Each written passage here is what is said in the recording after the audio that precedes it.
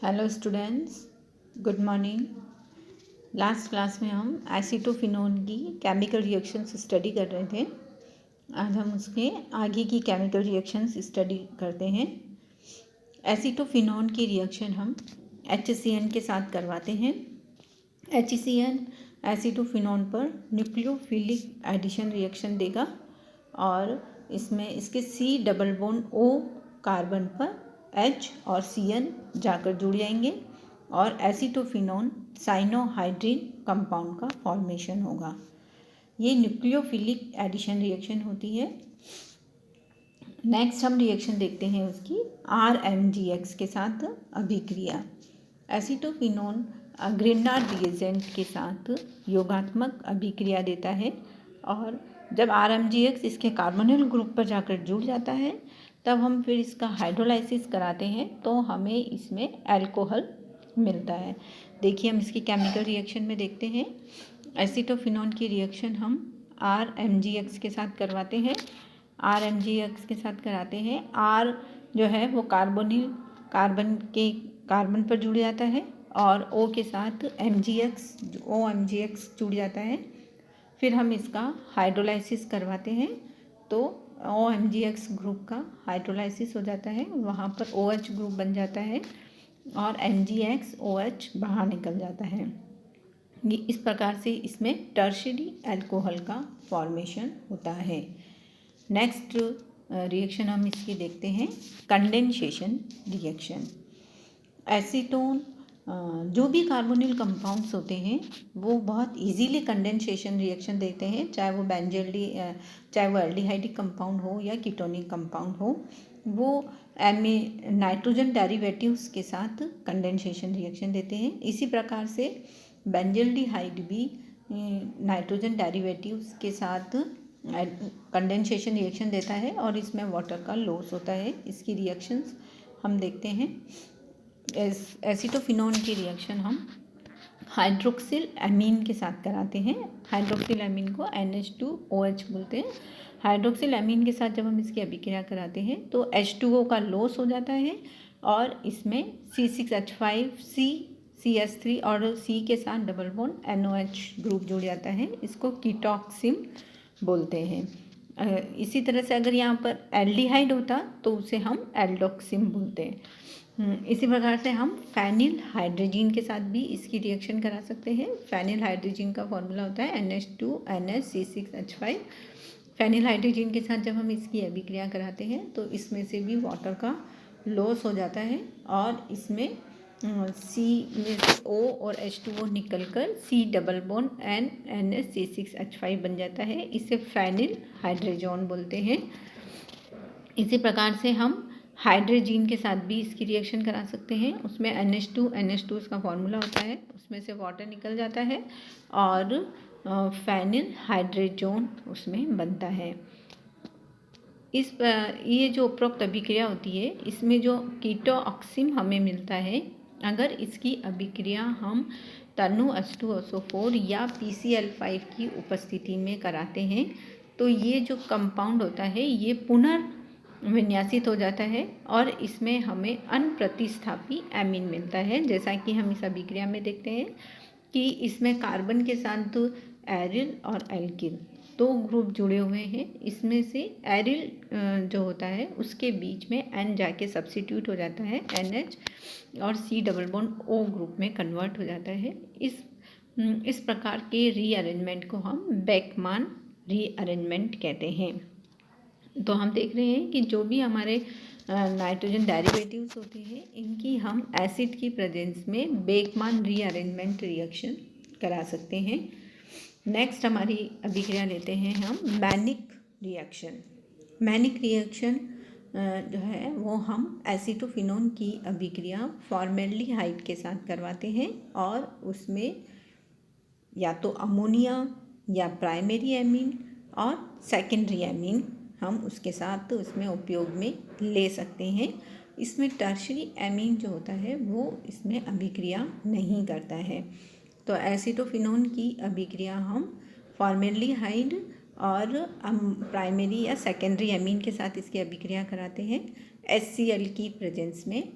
तो एसिटोफिनोन से hydrogen, formaldehyde से ऑक्सीजन और नाइट्रोजन के पास से हाइड्रोजन बाहर निकल के इसमें H2O का लॉस होता है।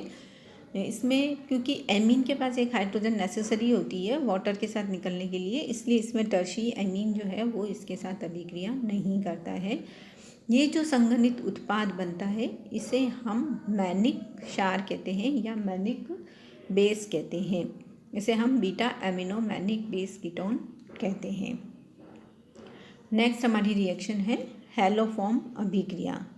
हैलोफॉर्म अभिक्रिया में हम एसिटोफिनोन की अभिक्रिया हैलोजन के साथ क्षार की उपस्थिति में करवाते हैं, तो इसमें हैलोफॉर्म का निर्माण होता है। उसी के बेस पर इसका नाम हैलोफॉर्म रिएक्शन दिया गया है।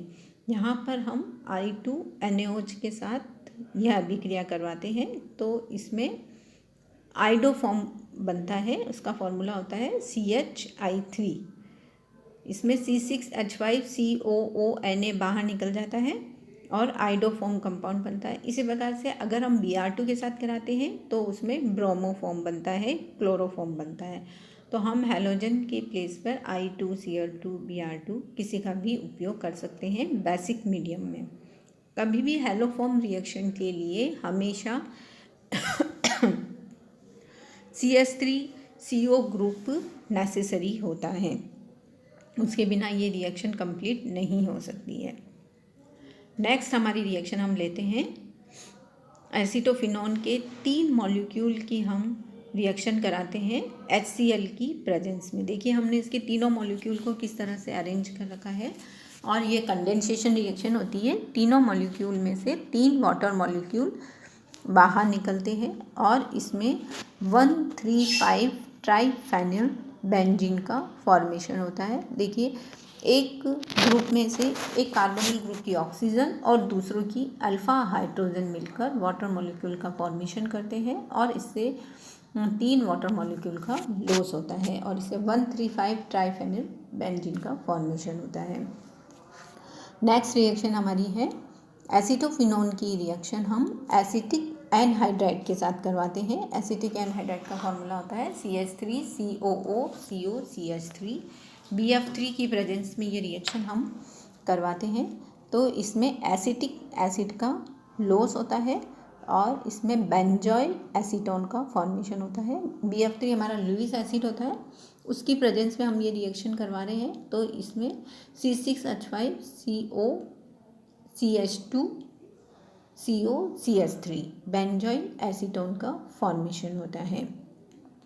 एसिटोफिनोन की अभिक्रिया इथाइल एसीटेट के साथ भी हम करवा सकते हैं। इसमें C2H5ONa हम बेसिक मीडियम की प्रेजेंस में ये अभिक्रिया कराते हैं। ये भी एक प्रकार की कंडेंसेशन अभिक्रिया होती है और इसमें बेंजोइल एसीटोन का फॉर्मेशन होता है। मतलब एसिटिक एनहाइड्राइड के साथ और एसिटिक एस्टर के साथ अगर हम अभिक्रिया कराते हैं तो इसमें बेंजोइल एसीटोन का फॉर्मेशन होता है, जैसा कि हम इस रिएक्शन में देख रहे हैं। नेक्स्ट हमारी अभिक्रिया है इलेक्ट्रॉन स्नेही प्रतिस्थापन अभिक्रिया। जैसे कि हमने देखा कि कार्बोनिल ग्रुप होने से एसिटोफिनोन में न्यूक्लियोफिलिक एडिशन रिएक्शन होती है। तो न्यूक्लियोफिलिक एडिशन रिएक्शन जो होती है वो कार्बोनिल ग्रुप की प्रेजेंस की वजह से होती है। अब इसमें चूंकि बेंजीन रिंग भी प्रेजेंट होती है, तो बेंजीन रिंग के कारण इसमें इलेक्ट्रोफिलिक सब्स्टिट्यूशन रिएक्शन जो कि उसका बेसिक कैरेक्टर है वो रिएक्शंस भी इसमें शो होती है। एसिटोफिनोन में COCH3 ग्रुप जो होता है वो बेंजीन रिंग पर डीएक्टिवेटिंग इफेक्ट डालता है। मतलब ये बेंजीन वलय के इलेक्ट्रॉन को अपनी तरफ आकर्षित कर देता है। इट मीन्स ये बेंजीन वलय को इलेक्ट्रॉन डेफिशिएंट कर देता है। इसीलिए इसमें बहुत ही हार्ड कंडीशंस में इलेक्ट्रोफिलिक सब्स्टिट्यूशन रिएक्शन होती है। इसीलिए एसिटोफिनोन जो होता है वो फ्रीडेलकॉफ्ट अभिक्रिया नहीं देता है और इसमें न्यूक्लियर हैलोजिनेशन भी बहुत मुश्किल से होता है। इसमें पार्शियल श्रृंखला में हैलोजिनेशन आसानी से हो जाता है।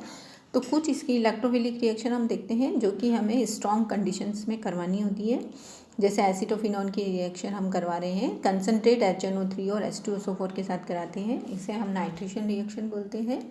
इसमें इसकी मेटा पोजीशन पर नाइट्रो ग्रुप जुड़ता है। इसमें कार्बोनिल ग्रुप में मेटा डायरेक्टिंग इफेक्ट होने के कारण इसका जो सब्स्टिट्यूशन है वो मेटा पोजीशन पर होता है, इसे मेटा नाइट्रो एसिटोफिनोन बोलते हैं। इसी प्रकार से इसका सल्फोनेशन भी हम करा सकते हैं। सदूम SO3 और H2SO4 के साथ हम इसका सल्फोनेशन करवाते हैं, तो इसमें SO3H ग्रुप जो है वो मेटा पोजीशन पर जुड़ जाता है। इस प्रकार से इसकी इलेक्ट्रोफिलिक सब्स्टिट्यूशन रिएक्शन होती है। और भी जो भी सब्स्टिट्यूशन रिएक्शन होती है वो भी एसिटोफिनोन शो करता है। यह हमारी एसिटोफिनोन की केमिकल रिएक्शंस थी। एसिटोफिनोन का उपयोग जो है वो परफ्यूम्स में और नींद आने वाली ड्रग्स में इसका उपयोग किया जाता है, इसीलिए इसे हिप्नोन नाम भी दिया गया है। तो ये हमारी एसिडोफिनोन की केमिकल रिएक्शंस कंप्लीट होती है। अब इसके बाद हम नेक्स्ट क्लास में नया टॉपिक स्टार्ट करेंगे, हम बेंजोफिनोन के बारे में उसमें स्टडी करेंगे।